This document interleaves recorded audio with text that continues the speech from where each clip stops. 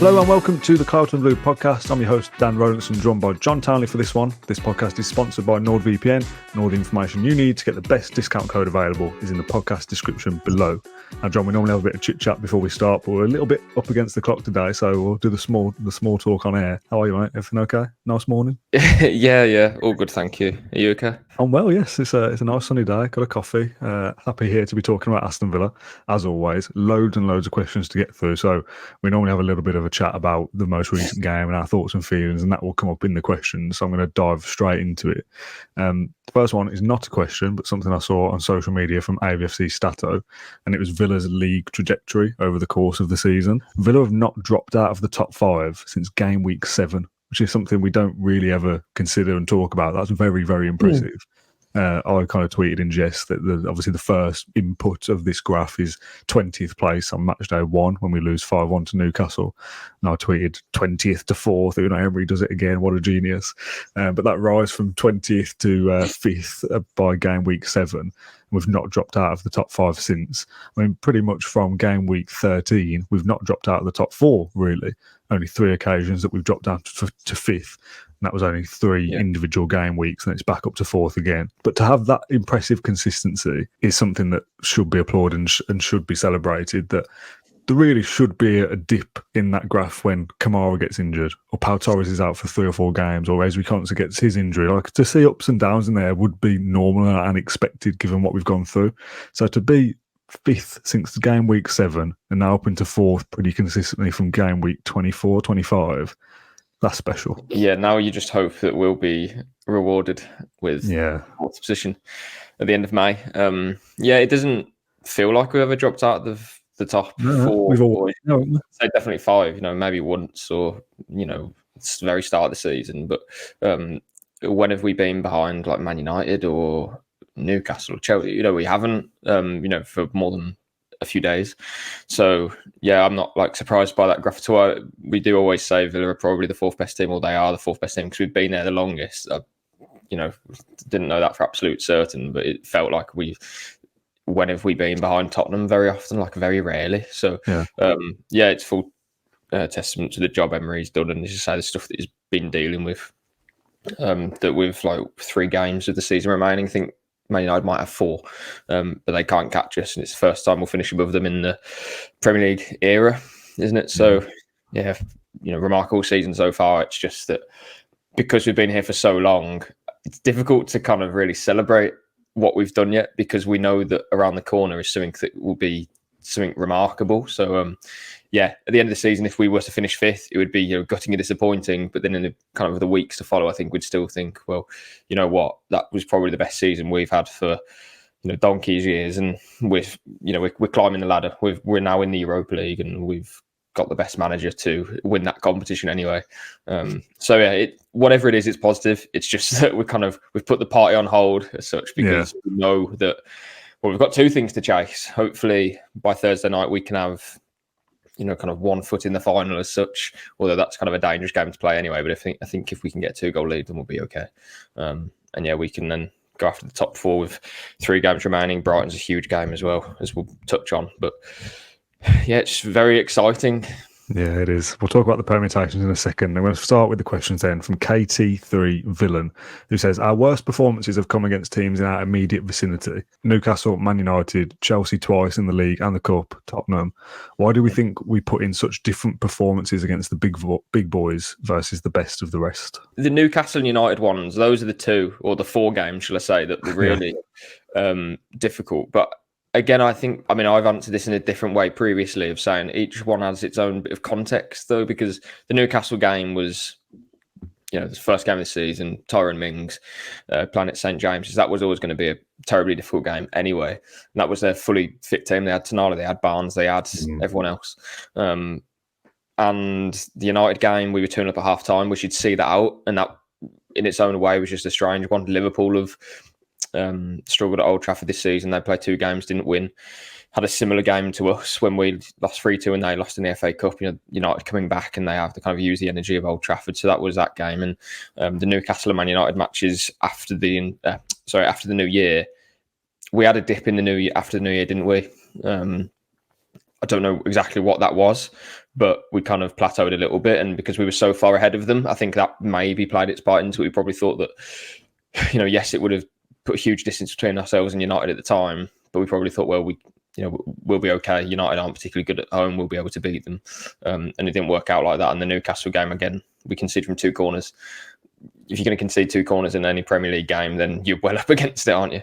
So, I think a lot of context is involved in that. I think, going back to that graph that we just seen then, Villa have been incredibly consistent throughout the whole season. So although our losses have been grouped against those teams, there isn't like a worry there for me. I think next season, are we going to lose to them twice again? I don't think so. So, not. Yeah, exactly. I'm okay with it. We played better than United, home and away. Yes, we had a collapse in the second half, but we were still better than them, I think, over the course of the match. We could have gone 3-1 ahead when John McGinn had a chance, or 3-2, was it? They're just things that happen in the season. I don't look at it and think we were buckling under pressure or whatever it was. So, yeah. Okay, right. These questions are in a random order, so forgive me if this goes a little bit all over the place. Simon says, will Konsa overtake Barry in terms of appearances for Villa? Now, just off the Wikipedia numbers, because that's the easiest to get to, Konsa has 160 appearances versus Gareth Barry's 365. So he's 200 away from getting close to it, which I think that's total appearances, which is probably another 4 seasons at least if Villa play 50 games a year. Yeah. Are we going off Premier League or just... I think that's total appearances, but even so, it's still going to be a Barry, lot. Barry obviously played in European competition for us and in cups as well. Yeah. So, he can for sure. If he stays with us for another, I'd say probably 5 to 6 years, he'd break that. But obviously, that's Konsa staying at Villa for pretty much his whole career. I know Barry didn't, and he still made lots more appearances. But how old is Konsa now? 25, I believe. There's a lot of football for him to play in his career, but equally 26. Okay, so 5 seasons takes him up to his 30. So, there's no reason why he can't stay at Villa throughout his whole career, and he's always present. He's always. He obviously had that one knee injury that kept him out, even just for like 2 weeks. That was so. He's very reliable in terms of his fitness. He's always available. He absolutely can do that. For some reason, I thought he was slightly older than that as well. I don't know why. October, 21, didn't we? So. I suppose it's probably because he's already been here for quite a while already. But you would be talking about him having a 10-year career at Villa for him to get close to that, which is not beyond the realms of possibility. But he's that good that you do think, well, if Villa... I don't want to go into this, but if Villa do drop off in 3 or 4 years, then he could probably get a move elsewhere and he doesn't get anywhere near it. But if Villa are good for the next 5 or 6 years and he's here and still starting every game, there's every reason he can get it. If he was already, in my mind, I had him as like 29 for some reason. If he was already around then, I'd be thinking, well, he's not going to do it. I know he's a young player, but 26, I don't know, it's just kind of crept up on me that how young he was when we signed him. Absolutely, he could do it, but it's some task to catch Gareth Barry's number of appearances from whoever it is. Yeah, it is. But I think being a defender and as reliable as he is, and there's no one that you'd play in front of Konsa, even if he were to sign 2 new centre-backs. He's had that whole thing throughout his Villa career of, we've signed this player, we'll displace Konsa, no. Will it displace Konsa, no. He's just kind of overcome each one to the point where it's like, okay, well, actually, he's the best defender that we have. He's the main man, yeah. I like to see him back in that central defensive role as well. I know at right back, it allows us to do different things. But allows him to get some more appearances. You can't get away from the fact that when someone goes near Konsa, it just makes it look so easy. He's defending, and he's a leader as well at the back. And in the summer, can we look at maybe buying a right back, maybe even someone who can do a similar role to Konsa? I know there's been a few names linked already in that kind of position. We'll see what the summer brings. Next question is from Nick, who says, was it you, brackets Dan, who said, oi, Baldy, shift it in Matt's NordVPN advert? I can confirm, yes, that was me. That was my voiceover with a bit of a voice changer effect on it. Let's have a look at that advert now, with thanks to our sponsors, NordVPN. Being a working from home bore can take its toll. So occasionally I swap my tracksuit bottoms for actual trousers and head into the office on the bus. Even from the top deck of the number 9, the graft never stops, sparking up my laptop to plough through a list of urgent business critical tasks. After all, the brilliant dad jokes I deliver on Claret and Blue don't write themselves. Of course, travelling by public transport and using public Wi-Fi on my phone hotspot makes me, my laptop, and my hilarious gags susceptible to attack.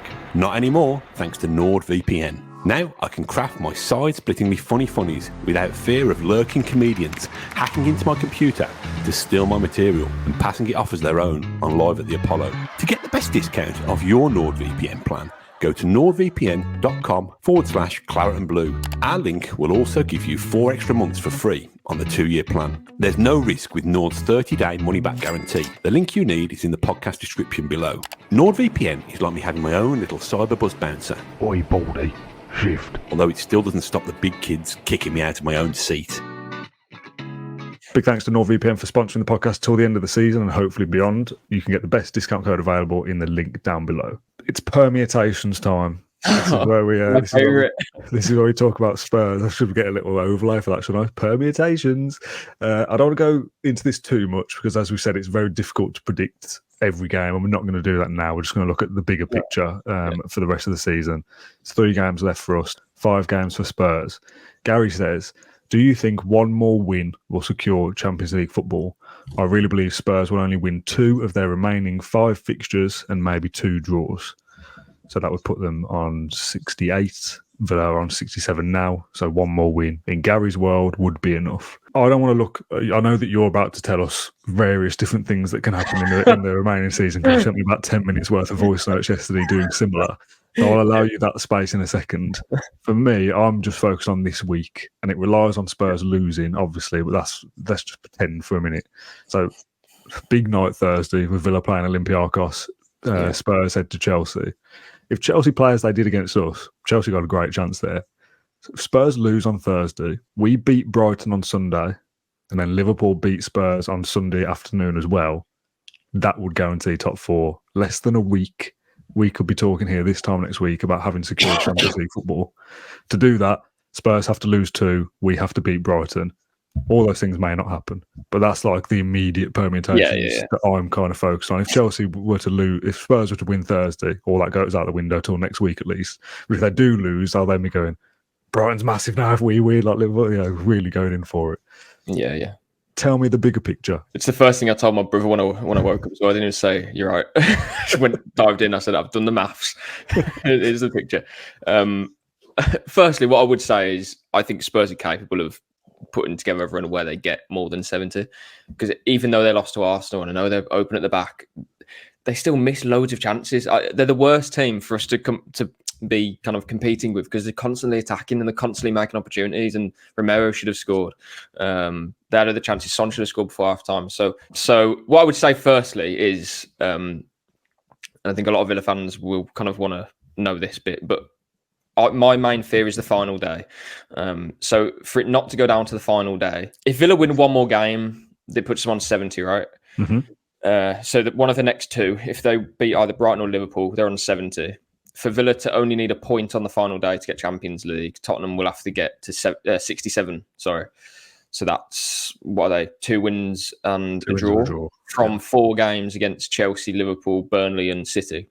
Yeah, I think we have to kind of class, although Burnley are, fighting and they could do something against Tottenham. For the sake of this, we need to count that as a win. As a win.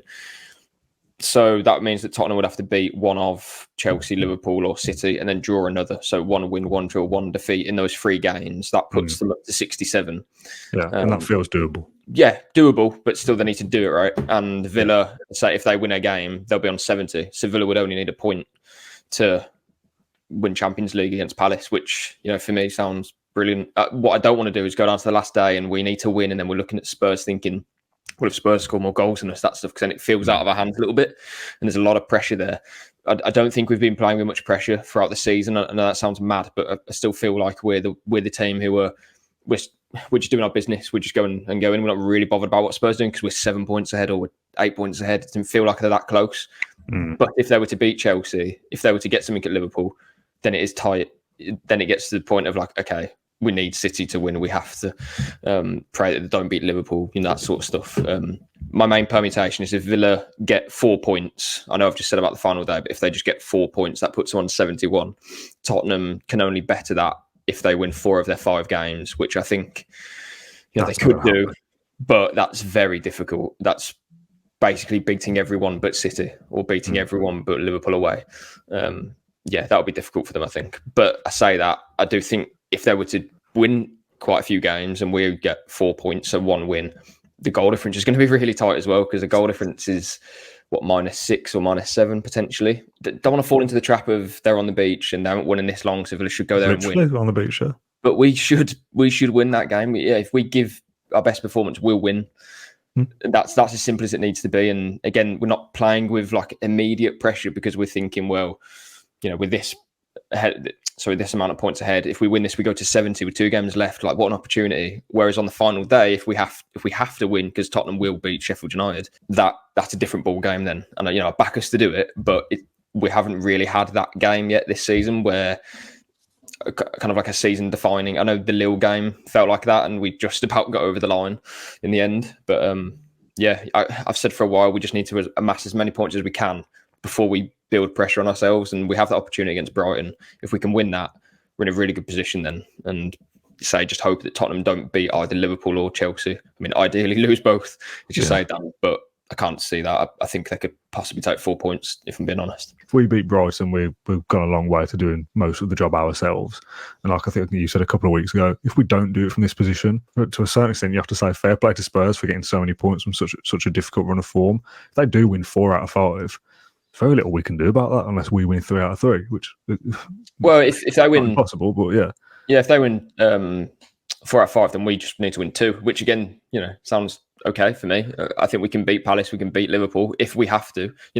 If we're going into that Liverpool game, whatever we do against Brighton, because I don't think we'll lose to Brighton. If we get a point against Brighton, we'll be then going into the Liverpool game thinking, right, Monday night under the lights, if we win this, we go to, what would it be, 71 points. That could be the total we need. So each one of those games feels like if we win, we're nearly there, or we're all but there. We've kind of got 3 chances, haven't we, at getting over the line, 3 match points, if you like, if you want to have a tennis analogy. Yeah, so I think we can win individually any of those 3 games, if not all of them. I know that would be difficult, but if I was a Tottenham fan, I'd be looking at probably thinking Villa can take 7 points from those games. They can win 2 and draw 1. I absolutely think that's doable for us. But as a Villa fan, I'm trying to kind of underestimate us a little bit to kind of give ourselves like a realistic view of what is in front of us. And I think 4 points is absolutely achievable. And I think that's, kind of if we work with that, then what have Tottenham got to do to get to us? And they still need to put on a good run of form to get there, let alone, as I say, the fact that Villa could probably get more than 4 points anyway. Even if we're saying it just to 70 points is only 3, that's underestimating Villa's average performance points per game by half. We're averaging pretty much 2 points a game. To get 3 points from 3 is 1 point a game, obviously. If the win doesn't come against Brighton, we still have to get 3 points from 2 games remaining. And if it doesn't come against Liverpool, it has to be against Palace. Like, at this stage of the season, it's obviously the points are important. It's stupid to say they're not. But it's about games running out for Spurs. If they don't beat Chelsea and they don't beat Spurs, don't beat Liverpool, yes, they can still catch our points total. But now the games they can do it in is dramatically less. To kind of flip it again, you could say if we only win 1 game or draw 3, then Tottenham, to get to 70 points themselves, to get to 71 would be 3 wins and 2 draws. So 2 wins against Burnley and Sheffield, then they'd have to beat one of Chelsea, Liverpool or City, and then draw the other 2, which again, that's them going unbeaten, which I don't think Tottenham have done for a long time, going beaten in 5 or whatever, especially against this level of team. So it's stacked against Spurs. They can definitely do it, because all they've got to do is beat Chelsea, and then all of a sudden it's on Villa to be like, okay, well, we need to get a win here against Brighton. But if we focus on ourselves, we're sound.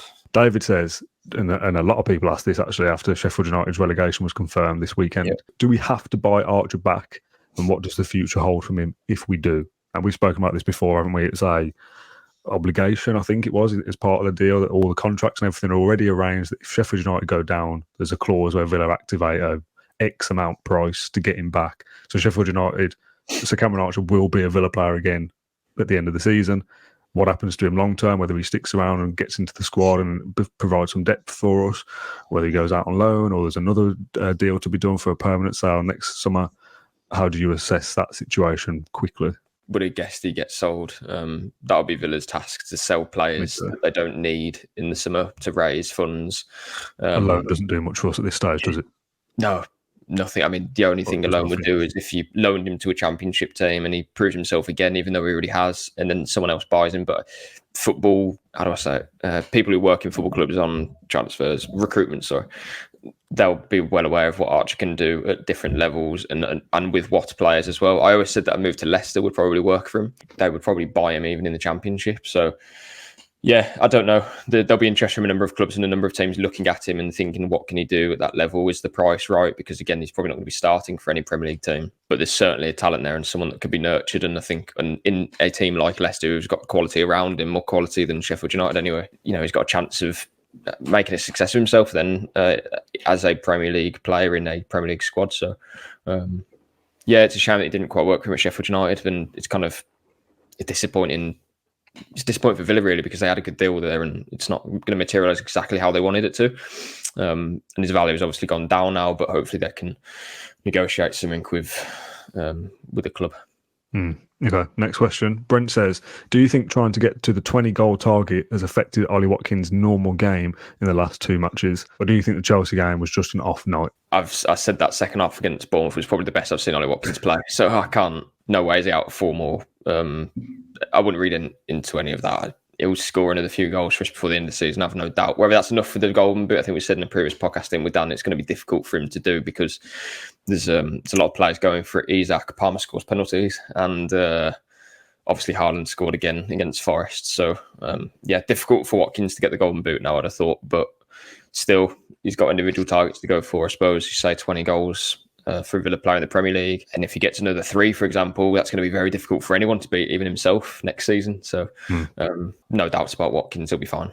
Yeah, he will score, I think, another 2 goals in the Premier League, which would take him to 21. Haaland's on 21. So I don't think he will do enough to win the Golden Boot now. He probably needs 4, I would suggest, in these last 3 to have a chance, possibly 5.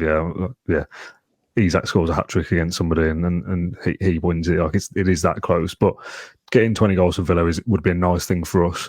But Villa finishing in the top 4 is much more important. If we finish in the top 4 and Watkins doesn't score another goal, fine. Caroline asks, do you think Emi Martinez was taken off as a precaution to give Robin Olsen minutes before he has to play on Thursday night? Now, there's some questions about, does Robin Olsen play on Thursday night or do we give Gauchi a go?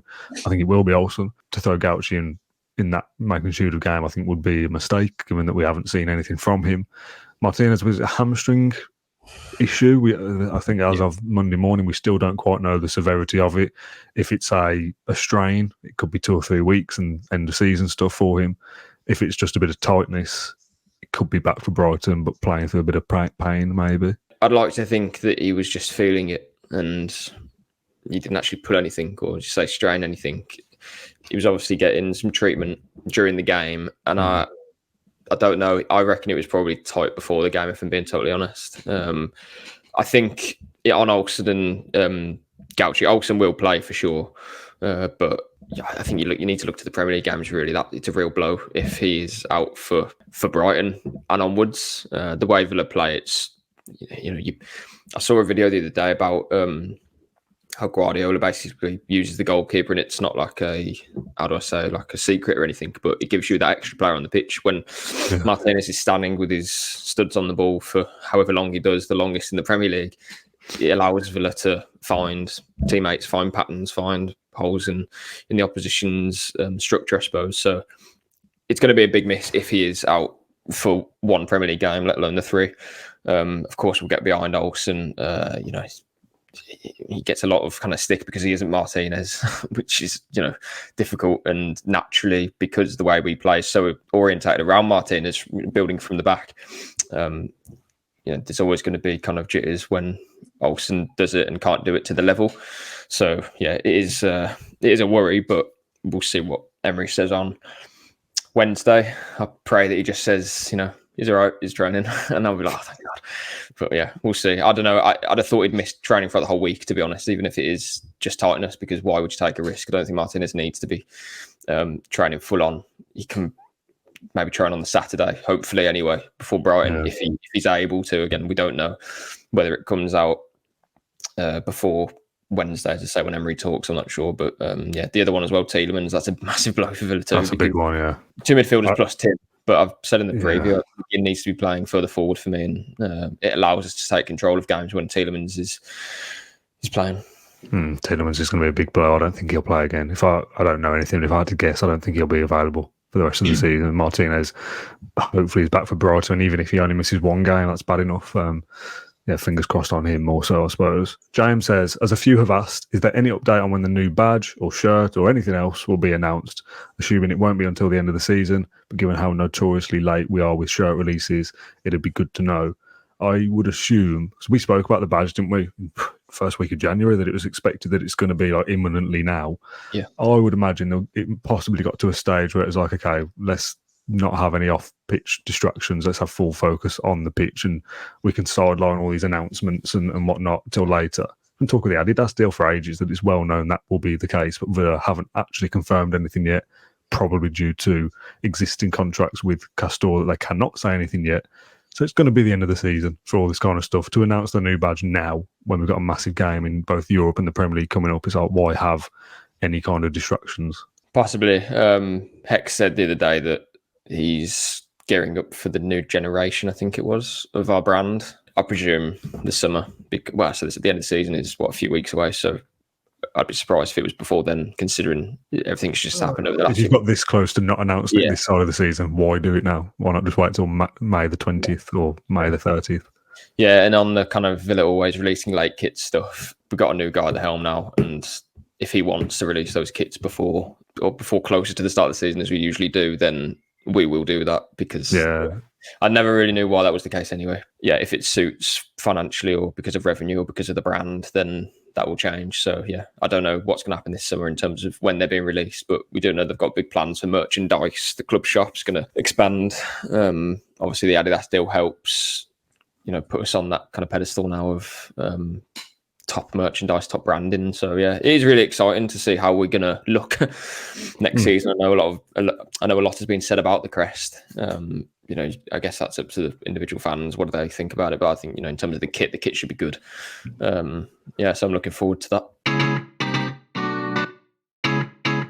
Dobby asks, last week you said that the current squad is better than the Martin O'Neill era squad. Who do you think would get into a starting 11 from that O'Neill era? A combined 11 between the two eras would be great. It's harder than it sounds. Now, I messaged you last night with this one, so you had some thinking time to actually do the task, do the homework ahead of the show.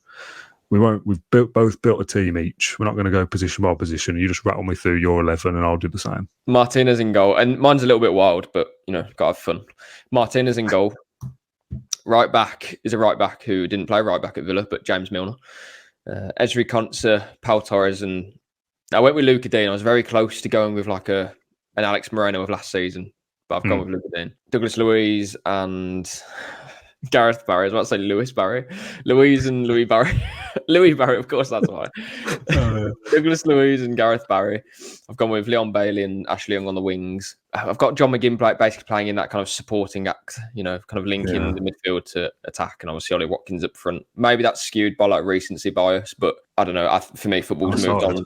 Football has moved on so drastically from, and this isn't to kind of put anything down on what we achieved. Well, we didn't really achieve too much. We finished 6th in the O'Neill era, but yeah, football's moved on so much that I think we would outplay that team because of how we play now. And, if those players were playing in this era, then they'd be better players themselves, like for certain. So yeah, drag a few in, but I've seen that Pau Torres can do what he can do. And I've seen that, Louise Bailey is absolute dynamite at the moment. Him and Ashley Young on the wings is like a terrifying prospect, but not for Villa.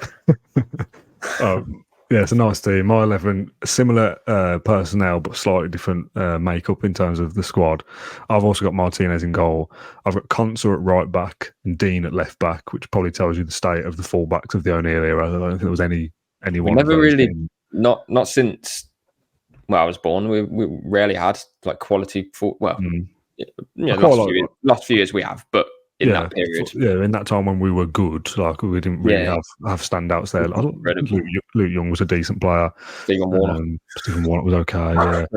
When you do like a best Premier League 11, Melberg normally ends up right back, doesn't he? Which, that says everything. I've done the same here. Konsa at right back, although that is a position that he plays for us now. I've got Larsson and Pau as the centre halves. I was tempted by Melberg, but I always say that I rate Larsson. I'll just, one of my heroes, etc. So I've gone two left footers. I've also got Barry and Louise as the two in midfield. I've got Ashley Young on the left I've got John McGinn playing off the right, which again he is used to, and I've got a front two out and out strikers, none of this supporting lark. Ollie Watkins, obviously, and John Carew. I've gone for not quite big man, little man, because Watkins isn't small, but big man and slightly smaller big man.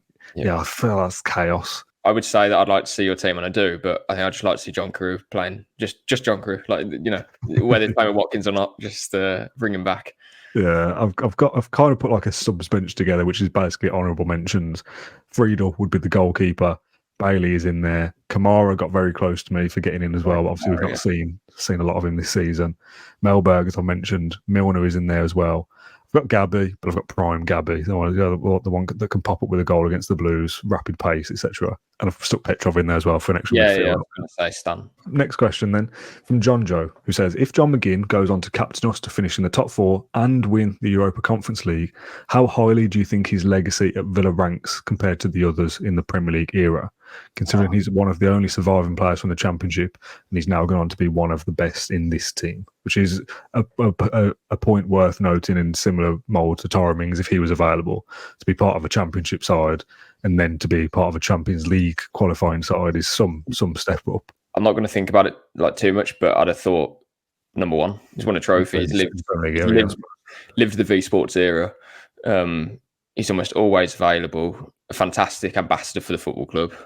If he gets into the top four, that's the highest finish we would have had for a very long time. You know, again, is it recency bias? I don't know. I don't think it is. He's kind of done he's done everything that he could possibly do. I know he's only been a captain for a period of time, but as a player, the ascent that he's been on is the same. It mirrors Villa's. And again, he played under Smith, of course, played under Bruce, played under, of course, Gerrard. And then, you know, you would have thought, or he thought at the time, I think he said, he probably needs his name to be Juan rather than John, because, you know, he's done all of that, but then getting into a team under Unai Emery who plays a certain brand of football. John McGinn is still playing a key role in that, and he is the captain. He'll be the captain next season. He's everything you want from a captain, and you couldn't imagine Aston Villa, or you couldn't imagine a Villa team without McGinn. And that goes for a few players, granted, but if you take him out of it, that's a huge hole to fill on the pitch and off the pitch sort of thing. So yeah, for me, number one, how can you really top it? I mean, I know we've had some good captains in the Premier League era, but John McGinn. Gareth Barry would be up there, I suppose, for longevity. Andy Townsend was a cup winner in the 90s as captain. Yeah. But Gareth Barry didn't win anything with Villa, and that would go against it. And neither was John McGinn, in terms of winning as captain. But the question was if he gets top four, and if Villa get top four, if Villa win the Conference League. I don't think you can't rank Barry above that. I don't think, because McGinn's appearances, I know not all of them will be in the Premier League, but he must be clocking up. Gareth Barry as well. He'd probably have to play for us for maybe 2 or 3 seasons, probably 3 seasons, which will take him, into his 30s again. But this is a player I can't see leaving at any point. Even if he wasn't starting, he'd be making appearances, because he's that type of player that you'd want to bring off the bench anyway. So, and that isn't, again, to suggest that he's not going to be a key player in the years to come. I think he will be. So, yeah, full credit to him again. Jack says, what is the priority right now? Brighton or Olympiacos? Olympiacos, then Brighton. As in, we play Olympiacos, then Brighton. I don't... is there any small part of you that's thinking this Olympiacos game is not as important because it's all about top four? No, because I get the question, but I think this is us thinking that we don't have Unai Emery as manager. Like, for him, it's just that game, then it's that game, then it's that. And that's worked this season. We're in 4th and we're nearly in a final. Like I've said before, it almost works better when we've got these games. Having the week preparation for Chelsea didn't exactly go well, did it? Yeah, and we got 2 injuries, and in that room we didn't. It's mad. But the Olympiacos game is the biggest game of the season. Then it'll be Brighton. Then it'll be Olympiacos second leg. That's just how it is, and that's how we roll. It's how we have rolled this season, and we'll continue to do that. And it's worked. Emery will have his 17th consecutive year in Europe next year. It's mad. So. Yeah, absolutely understand the question. And if you asked me differently, would you make subs if Villa went 2-0 up or whatever? Then I don't know, possibly. But there's no way that we go into that Olympiacos game thinking anything about Brighton. If anything, I quite like that we have these European matches. It helps kind of break up, not the pressure, but I don't know. Do you kind of get what I'm saying, Dan? Instead of building up a whole week of we need to beat Brighton, we need to do this, we need to do that, which is what Tottenham have had. Instead, it kind of allows us to think about something different. And I don't know if that really plays a part, but for me, it does anyway. I quite like that we'd like delve into Olympiacos, right? This competition, we're 2 games away from the final, and then right, that's done. Right now, Brighton, let's prepare for this and get it done. I don't know. I quite like that approach, and maybe that is why we've done so well, because we can kind of, without overthinking stuff or overplaying expectation or whatever it may be. I just, I think European games have actually helped us this season, to be honest. Bob says, good morning, Dan and John. Good result last night. A point further away from Spurs. I think if we beat Brighton and Spurs lose the next 2, that is us in the Champions League, which we discussed earlier. My question is, do you know when Tyrone Mings and Emi Buendia are due back? And we kind of thought, didn't we, maybe at the back end of the season, they might just about feature Buendia. I think probably more likely than Mings. Is it feasible to think for one of them to maybe make the bench in these remaining couple? I'd be surprised if we see them in a matchday squad, and that's okay. What Emery said back in, was it February or March? He didn't expect them to be playing or featuring or whatever, but he was hopeful they'd both return to kind of group training, which they are doing. Mings, is seeing his teammates back on the pitch now, same as Buendia, but there's no rush, is there? We don't need either of them to come back and make a difference, because I don't think that would be fair anyway to throw one of them back in, even if they were fit. We've got here, I know this is in the nicest possible way, we've got here without them, so we don't need to rush them back to for any reason. There's no need. But then we will need them next year when we don't have Longley, when we don't have Zaniolo. I doubt either of them sign permanently. So then all of a sudden they are, again, massive parts of the squad, because every player has a huge part. So, I think we've done really well to deal without them. And I know a lot has been said about Zaniolo or whatever. We were never going to get a better player than Zaniolo on loan or for free or whatever it may be, with a few days of the window remaining, which is never going to happen. So I think he gets a lot of stick, Zaniolo, but I think a lot of it's kind of unjust. He's not going to be the greatest player in the world, but that's not what we needed or what we could afford or get. So anyway, they'll come back for pre-season. Hopefully they can build themselves up well, properly train, even if it takes them a month or something into the new season or however long they need. That's okay. Just as long as they're back and they're ready and they're strong, they're fully fit, they're ready to go, then that's the deal, because they had really bad injuries. So, they're kind of not so like career threatening, but that can really take its toll on you as a person and as a player when you come back. So it's really important. And Villa have got a really good medical team that they'll be back ready and prepared and strong to actually make a difference in the season next year. The next section of the show is all about the Champions League. Obviously, a lot of these things we talk about them now, but in a couple of weeks, if we don't finish in the Champions League places, a lot of this stuff becomes not relevant. But we're here in the moment. Everyone's watching this in the moment, so it is relevant for now. James says, how much of a difference will qualifying for the Champions League versus not qualifying for it make to our summer transfer business? Now, you kind of hear a lot, don't you, about in the Championship, if we get promoted, we're going to do this. If we don't, we're going to have to do this. We've got a plan for both scenarios. You would expect Villa have also been doing the same for a long time now. If we finish in the Champions League, this is our list of targets. This is what we think we can achieve. This is what our budget might be. And if we finish in the Europa League, or even before last week, if it's the Conference League again, kind of we'll have different plans for that as well. That's the most likely, isn't it? Yeah, but I don't think it'll be drastically different, if I'm being totally honest. The Champions League will absolutely help Villa financially, but I think it's almost like there's a long-term aspect to it as well. It allows Villa to get better sponsorships. It allows Villa to gate receipts, all that sort of stuff. That will help later down the line as well. In terms of this summer, we know that Villa are close to the PSR threshold as such, so I wouldn't expect them to be spending huge amounts of money. Possibly a few years ago, that would be the case if they were in the Champions League, because players didn't cost as much and wages weren't so incredibly high as they are now. But what I'd say is that Villa, we've seen already, Monchi can sign Rodgers and Emery can improve him by nearly tenfold in a space of weeks if they can just get the recruitment correct. This team has finished, or will have, if we get the Champions League, the 4th best team in England without injuries. It would be on closer to 80 points. That's remarkable. And that's for this group of players. And I know you always have to try and improve to, if you don't improve, you go backwards basically. But under Emery, this group of players have proven that they can do it. So I don't think there's there needs to be wholesale changes. Firstly, we can't do that. But secondly, I don't think that's needed. I'm not begging for a few £50 million players to come through the door, because I don't think that's what we need.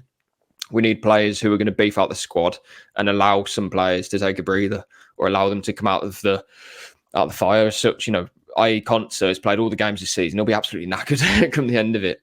He's played right back. He's played centre back. I just want Ezri Konsa to play at centre back. Yes, he can do the right back stuff, but play in your best position, play next to Torres. That all of a sudden we have two fantastic centre backs. We have Mings as well, who's going to come into that. Carlos, we don't know what's going to happen with him in the summer. There is interest in him. Just as an example, though, and then Konsa doesn't have to always shift to right back, and we're disrupting the centre back flow. The right back you have there, you've got a Cash. Then you've got maybe a new right back who can occupy that position that Konsa did, and then they can play centre back. That sort of thing. That's what we need to do for me, because we're so thin. All of a sudden, our two midfielders. That's all we've got. I know Tim is there and is available to play, but if we're talking about Champions League campaign, we need proper strength and depth there. So, a midfielder, a player who can play in those positions that that Konsa has occupied. What's going to happen in the left back situation? The wingers, Diaby. Hopefully, he continues to adapt and improve. Ramsey, Rodgers. That's another question mark. The strikers, Watkins, Duran. I think there's holes in the squad in different places that don't need to be plugged by players who are going to command 200 grand a week. I don't think that's what Villa need. I think what they need is maybe a young player or an experienced player, like different dynamics in different parts of the squad, but ultimately just to improve and beef it up a bit. Then all of a sudden we're not going into next season thinking, oh, well, if this player gets injured, what's going to happen there? Because we'll have Kamara and another holding player who can do that role. For me, that's what we need, because then it'll allow us to do the Tuesday, Wednesday to the weekend with like minimal fuss, even with an injury or two, because it'll happen next season. I know there's loads of injuries happening at the moment, but it's for a reason, and that's because footballers are being asked to play so much. It's not going to stop. Next season, we'll have injuries again. So we need to just mitigate against that. And again, I don't think we have to spend loads and loads of money to do it. And I almost don't want to, because I don't want to put pressure on the financial side. I just want to improve the team with excellent recruitment. Emery will do the rest, because that's his role. And that in itself excites me. Into 50 million signings. We don't need to go out, and I don't think there's a desire for me either to go and Villa might spend 100 million, for example. The figures are vary on the sales we make and whatever else. And as we said before, if Douglas Luiz leaves, he needs replacing. That's going to be a big ask. Whatever. Yeah. Let's say Villa spend 100 million as a figure. Some people will say quality over quantity. Two 50 million pound players would add more quality to the side. But you could sign 5 20 million pound signings, and Emery will turn them into 40, 50 million signings and make them better. Previous coaches and other clubs buy these big players who are already good. They nick them from another club and just expected them to kind of plug and play. Here you go. You were good before. Go and do it again. Yes. For Emery, you've got to find somebody who's maybe it's not quite the Moneyball approach, but somebody who is not quite maybe doing it at their club, or maybe you think is on the decline or whatever. Yuri Tielemans on a free transfer is almost a perfect example of that. Other clubs aren't looking at him. Why not? Well, we see something in him. We can add him into our squad, and big wage packet and whatever else. But overall, that's a good deal for us. So 4 or 5 signings of that caliber and the right personalities to me is more important than signing a 70 million Mudryk, for example. You go, what a waste of time that was. Exactly that. Big fee, looks sexy and whatever, but ultimately it doesn't work. Yeah. If the business looks sexy, by the way, he doesn't. That is the point, that we're trying to get across. Villa's summer activity. I think previously, if you said to Villa fans, "Oh, you'll be in the Champions League in 3 years," straight away you'd be thinking, "Oh my God, 60, 70 million pound player, 50 million pound player. Which player are we going to buy and we're going to plug in that's just going to do it?" I'm less infused by that these days, because it can go wrong for a start. I don't think it would under Emery and Monchi. That's not what I'm saying. But they're big risks that I just don't think Villa need to take, especially with the climate that they're working in. I know that today, that in fact the Premier League, the clubs are voting on a new financial kind of regulation or new rules as such. I need to read into it to properly understand exactly how that impacts Villa. But from the outset, it looks like it would be more beneficial than not, shall I say. Put it this way, it's not going to benefit Man United and Man City, which means it will probably help Villa. Or anyone else for that matter. So we'll see what happens with that. But the main point is that even if Villa had an absolute war chest, I still think there's a part of Emery that would rather, as you say, Dan, just recruit responsibly and do it in the right way, buy the right players and the right fits. And you're absolutely bang on with the he'll make players into £50 million players, or Rodgers has already tripled his price tag, right? But there's scope to do other things. There's scope to bring in more experienced players as well. For me, like, this is going to sound mad, but last year when I said about Benjamin Andre, right, for Lille, who fantastic player, he wouldn't have cost much at all last season. But my point was that we just need to plug a hole there, because he can come in and he can operate when Kamara isn't playing, and that's just a good player to have in your squad. He can probably play for another 2 or 3 years at a good level, and that's all right, because he won't cost loads of wages, and his transfer fee will be minimal. And I know he missed the penalty against Villa, but he scores the header, plays well in both legs. That's just a very solid, good player, and there's loads of them around, and this is where the good recruitment comes into it. So I fully expect Villa to, whatever happens in the summer, be in, if not equal, better place than where they are now. And that sounds mad, but again, we don't know what's going to happen with the summer window in terms of outgoings. Will there be massive bids for some of our players? And we'll have to see what happens there. You'd like to think that we can hold on to all of our players, but if there's an opportunity, if someone puts in huge money for a player, will Villa look at it and think, well, we can reinvest it there, and we'll be better off for it? That's the conversation, and that's why I think we'll be better off anyway. It's going to be a summer where we get linked with some players. Our players will be linked elsewhere, but come the end of it, I think we'll be in a good position. Not a question from the audience, but just something I wanted to spin off from the conversation we've just had about experience. And this might just be maybe an outdated point from years gone by, or kind of a lazy point. This is dependent on if we get to the Champions League. Yeah. Do you think we need to recruit 1 player, 2 players, whatever it is, who have Champions League experience? Do you think that is important, that not many of this squad will have done it? Obviously, the manager has, in Europe at least, and has managed in the Champions League, but more so Europa League is what he's known for. So you kind of trust that, well, whatever he does, the players will get on board with it anyway, and they have shown that this year. How many players in this squad have got Champions League experience? Torres, Bailey, Diaby. No, but nothing of, when it's a Champions League experience, you're talking a season, maybe 2 for some of our players. Of longevity. Could equate to like 6 games, not 6 games. If it's 2 years, what would that be like? 2 lots of group stage games. It's not. I know Torres went to the semi-final, but when you say experience, I know what you're saying, Dan. It's playing. Someone who's been in the competition for 5 or 6 years for different clubs. Yeah, exactly that. Perhaps Torres might have 20 appearances in the Champions League, but do we need someone who's played it 50 times?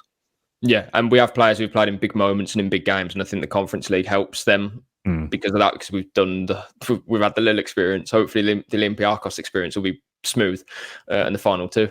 But I think there's definitely scope for that. It'll be a big tick for Monchi and Emery if they have experience in the Champions League. Again, we're talking about bolstering the squad here. If they've got Champions League experience and they come into the 11, they're probably costing a lot of money. But if they come in and they're playing backup at holding midfield, or even as a striker, an older striker, for example, absolutely, because they're good for the dressing room, and that's, again, it's not a bad thing, is it? So, I'd be more than happy to see a couple of older heads come into the squad. Next year is a season where, we're going to hopefully continue to build, but that doesn't mean that we have to sign teenagers. And I know we've done that recently, and we'll continue to do it, because that's how you're going to develop the player, but also the value of the player in terms of what we want to achieve next year. You can't only buy young players and expect them to adapt quickly. So, I just think we'll be in a better position next year anyway, whatever happens. Yeah, no, I'm absolutely not suggesting we sign this player. Do not get me mixed up by I'm saying, let's go for this guy. Like a Jordan Henderson type, who has won the trophy, who's been around an elite club for a long time, who's coming to the back end of his career, he's in his mid-30s, but could still do a job.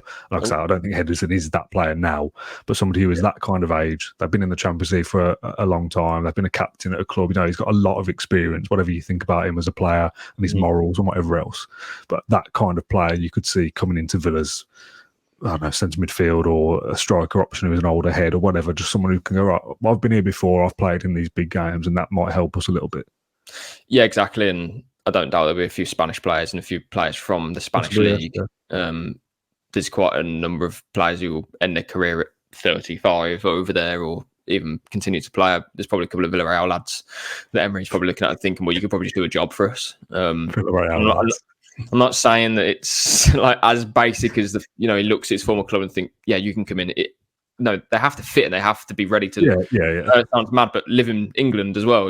There's an adaptation there, so it's not that simple. But in terms of how they play on the football pitch, Emery knows exactly what he wants. He knows that he'll be able to get it as well, as long as it's affordable. And again, that's another thing. Villa are, if they're in the Champions League and they're not going for £50 million players or £60 million players, they could basically get who they like, really, unless that player is, contracted until whatever. But do you get what I'm saying? We're such an attractive proposition. We have a huge pool of players to pick from. You can probably just handpick what you like. Again, if the recruitment's correct, there's a big opportunity there to increase the squad, buy a few more players and add proper experience or proper, I suppose, like promising, exciting players as well. Again, players that can increase the value. Okay. The next couple of questions we're going to couple together because they're about outgoings and we've kind of touched on it, so we can probably go through these pretty quickly. 723OJ says, if we don't get Champions League, do you think that Villa could be raided or players will want to leave in search of Champions League football? I think it's integral we achieve top four just to keep this group of players together. And Dan says, if one player had to be sold in the summer for FFP reasons, been here before, don't think it will, but let's pretend, who would you choose? And the first point about players wanting to leave, I don't know, some may, but I'd like to think that a fifth place finish in the Europa League next year with Unai Emery is signs of progression, and next year we might get the Champions League anyway, so I'm going to stay. Some might think, no, I've had enough, time to go, but I don't know, I'm not sure I'll get that vibe from this squad. I think and some of our players have improved so, I don't know, take Watkins for example. I'm not saying he would feel lost without Unai Emery, but I think he'll feel uncomfortable. I know what you're saying, because he's improved so much, and he is now to a level where he is world class, one of the best strikers in the world. They may move and it not work for them. And they think, I wish I'd stayed at Villa. Yeah, and don't get me wrong, I don't want to talk about it, but if Watkins played for a different team, I'm sure he'd be absolutely fine. But as a player, what is really the incentive for you to leave just to play a bit of Champions League football when you know that you could then do it probably next season with Villa anyway? Because we've seen over this campaign, and we've said previously, every question mark that could be asked of Villa next season as to why they wouldn't compete in both Champions League, Europa League, or Premier League, they've answered this season. They've had injuries. They've had lots of different things go against them. This is their first, for a lot of those players, their first season in Europe. For Aston Villa, their first season in Europe for a long time. They've gone all the way. Unless we get knocked out, it's still going to be the whole season because the Conference League is then after the season ends for the Premier League.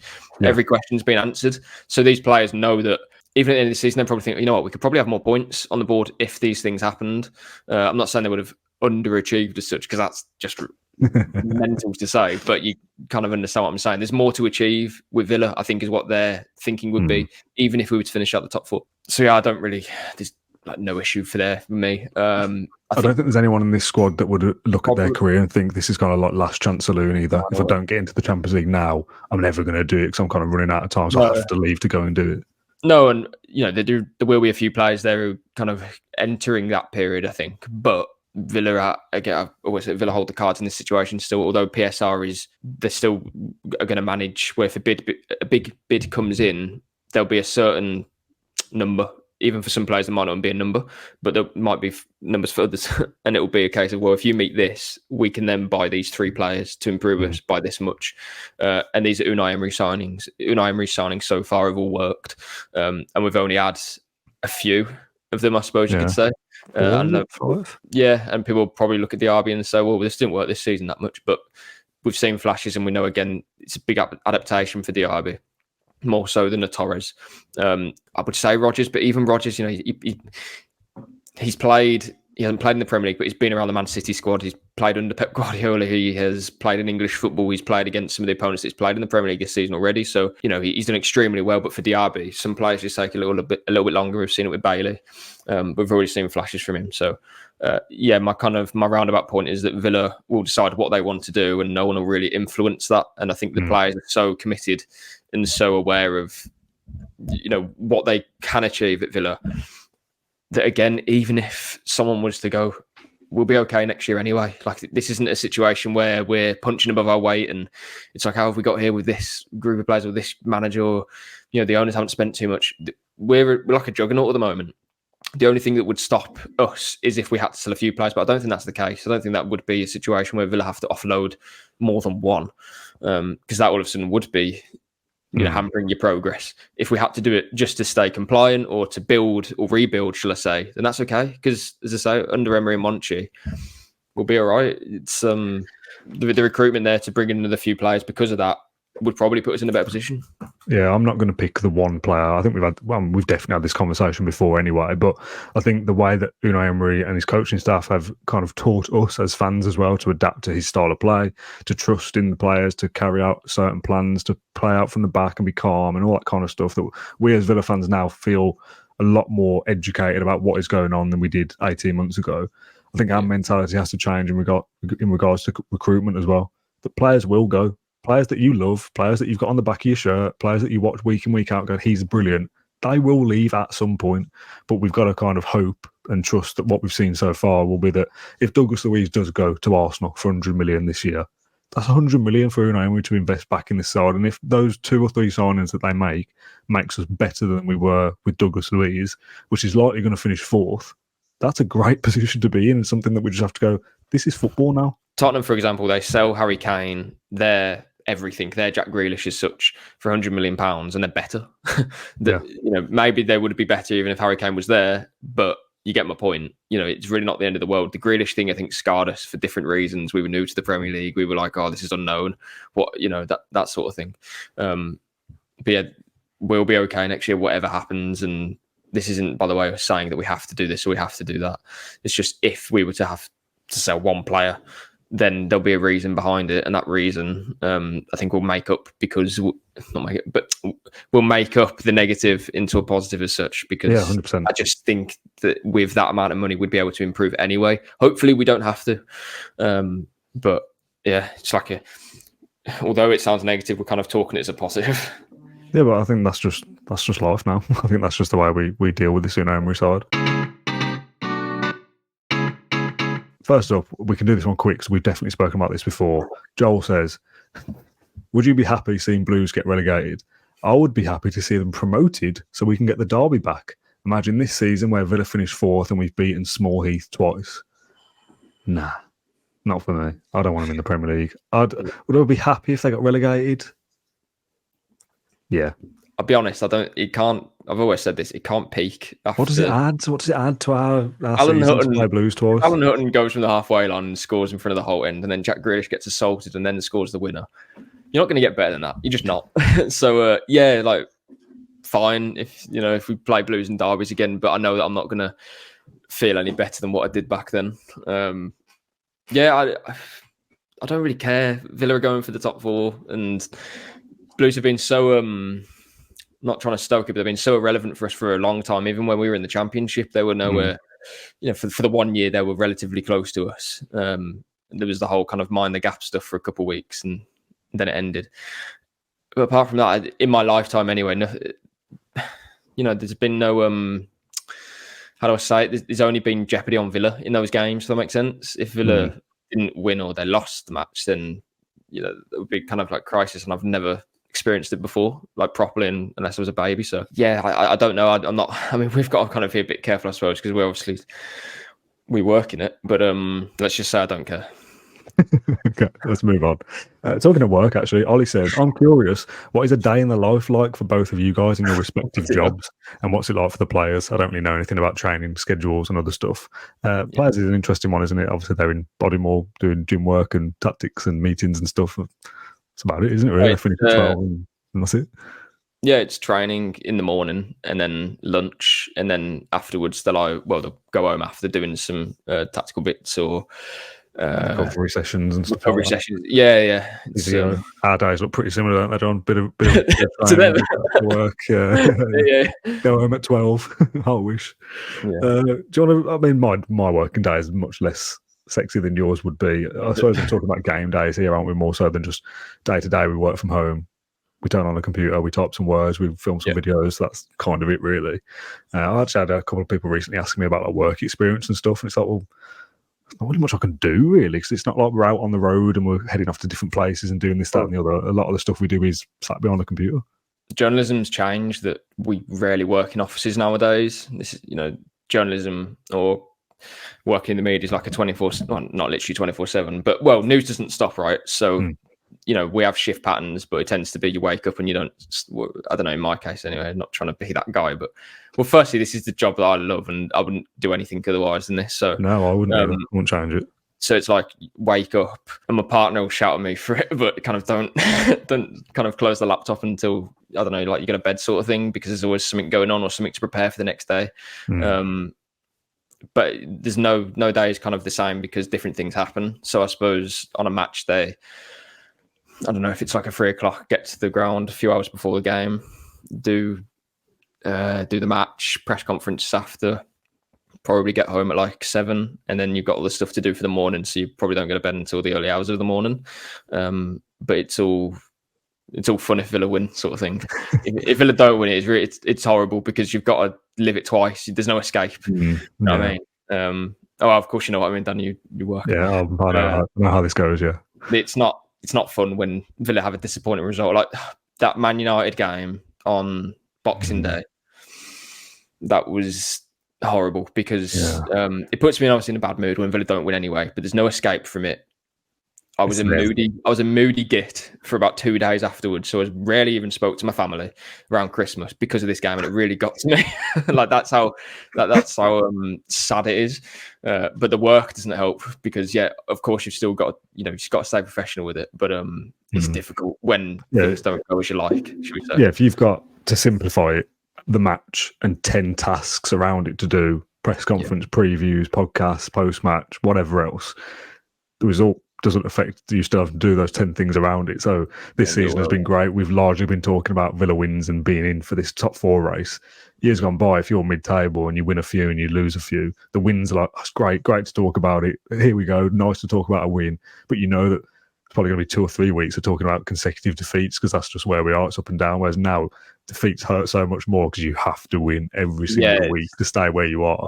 So you have to relive it all, which I don't like, take a picture on us. We have to relive it on a podcast. But you don't get to full time and just forget about it a day later. It's like I've still got to do all those tasks even though we've lost. So this season has been unbelievable, and despite what may appear to be moaning about late nights or, oh no, we've lost, we've got to do some work, I would not change a thing with this job at all. I would feel absolutely, if I didn't have this job or if I was doing something else, I'd feel absolutely lost. I would be doing it for free, I think. Let's move on then. Let's move on indeed from a serious discussion about how important journalism is and how seriously we take this job, John. Mardy Grumper says, would you rather have a toe growing out of your elbow or a toe growing on your knee? You'd probably say elbow, because no matter what you wear no matter if you wear trousers, shorts, whatever it may be, there's always a visible lump sticking out of your knee, right? But if you wear a coat, like a puffer jacket or even a jumper, I don't think it'd be that obvious. And it's also behind you as well, so even you don't see it. That is true. How often do you look at your elbows? Yeah, precisely. Yeah. When you said that, I had flashbacks. I had not toe, but when I was growing up, I had a thing called Osgood-Schlatters, which is like on your knee. It's basically like a bone that sticks out of your knee. So I've kind of had similar. Quite painful. Yeah, it's when you. I mean, if anyone's bumped into me in real life, usually the first thing they say is, I didn't know you're that small. So when I was growing, which for some people would be a shock, I was doing like a lot of sport and a lot of, I was running around too much basically, and your bones in your knee kind of aren't. Anyway, it kind of sticks out, and then you get like a big lump on it.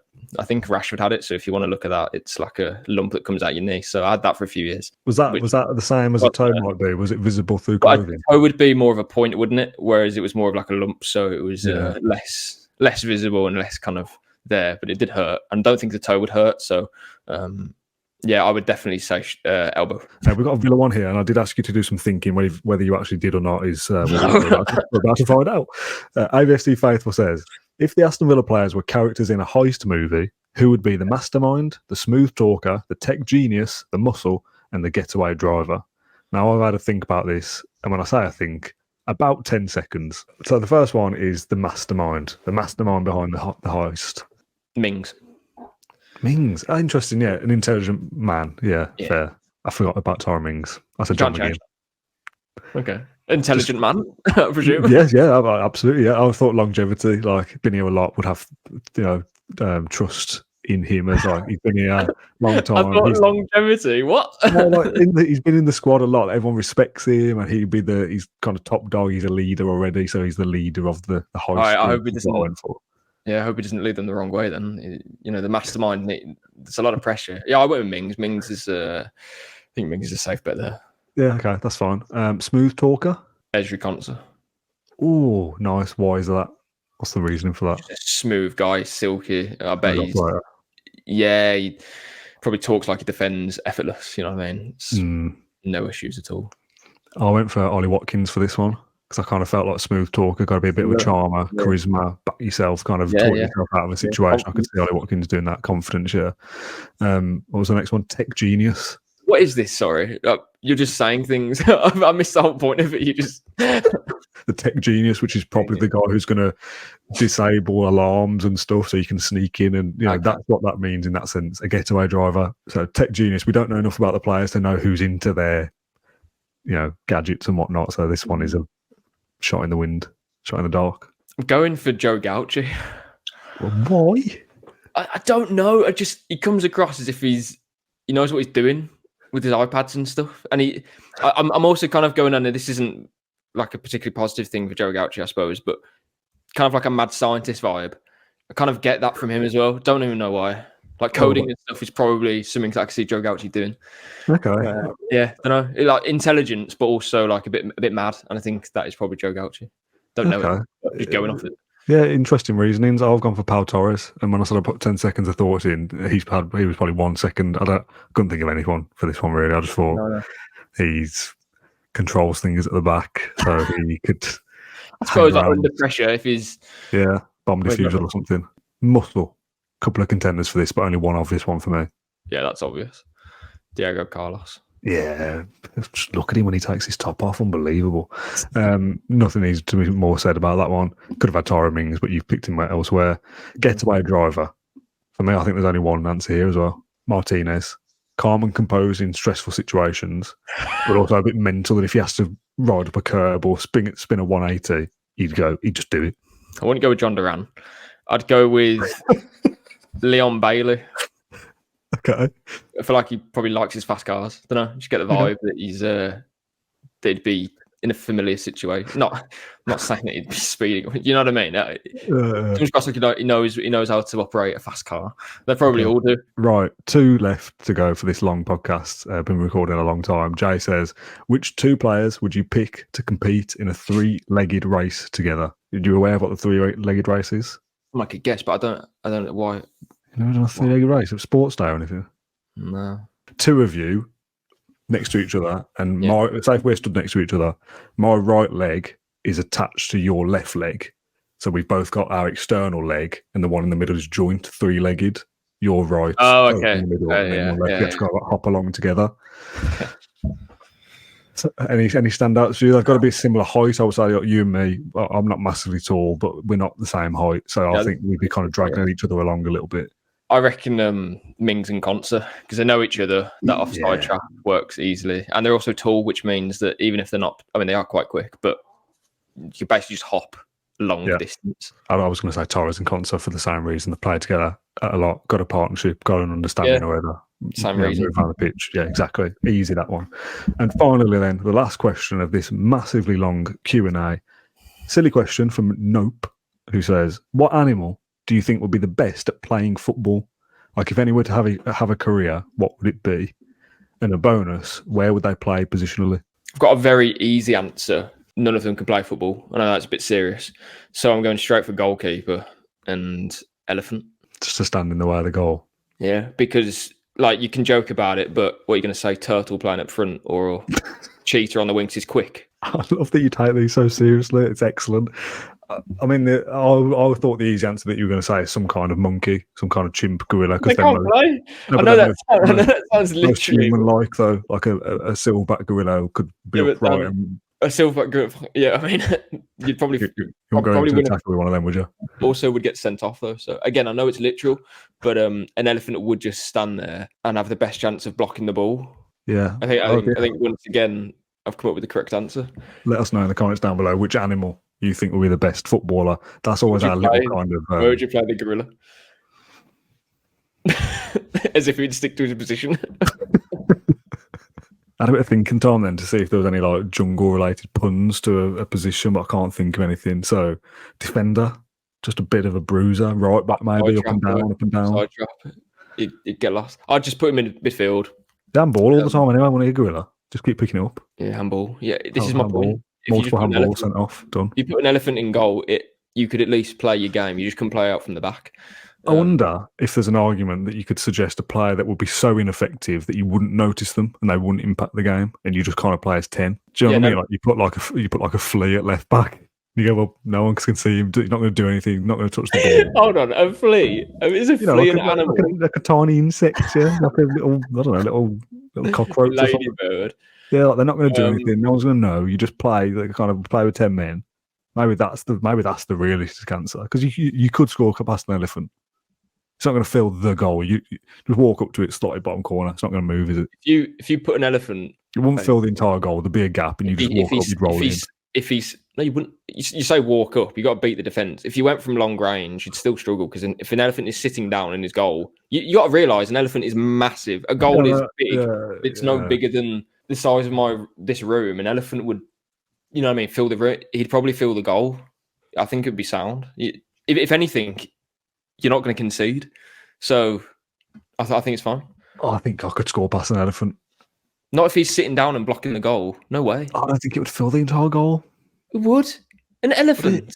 An elephant is massive. If you jumped up, you'd be able to touch the goal. So could I, and I'm small. Yeah. And I'm talking about an elephant. Yeah. I'm no bigger than an elephant's foot. Still gaps there, I reckon. Still smallest gap ever.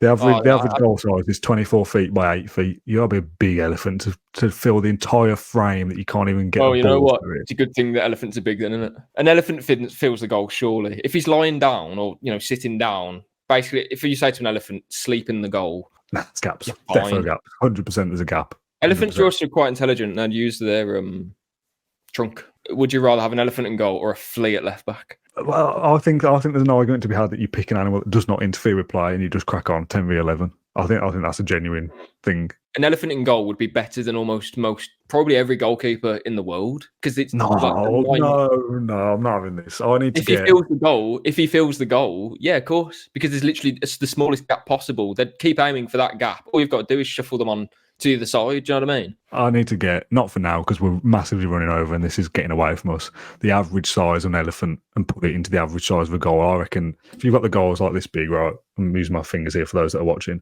I think if the microphone is the elephant, I think it's too But an elephant isn't that small. I think it's like, it'd be like that and the big gap somewhere. But he wouldn't be standing, he'd be lying down. So he's with the width of an elephant. Do you know what I mean? It's huge. No, I'm not having that. Right, well, I'm going to have to call it there because we're going to get caught up in this. If you've watched this far into this, that's what I want to hear about. What animal is best to become a footballer? That's if we know who's watched right till the very end. As always, that sparked the biggest debate. This podcast should just be rebranded as a animal nonsense questions, because that's my favourite part, to be honest. So keep them coming. There is loads of content coming up on Claret and Blue this week. Olympiacos is Thursday, Brighton Sunday. We're going to have previews, post matches. We've got a video tomorrow coming out called Can Villa Win the Premier League one day? Bear with us, all right? Hear us out. Loads of stuff coming up, so stay tuned. Thank you, John, for your time, insight and effort as always. Thank you for watching or listening, and we'll see you tomorrow, the day after. We're here a lot, so thanks for watching. See you then.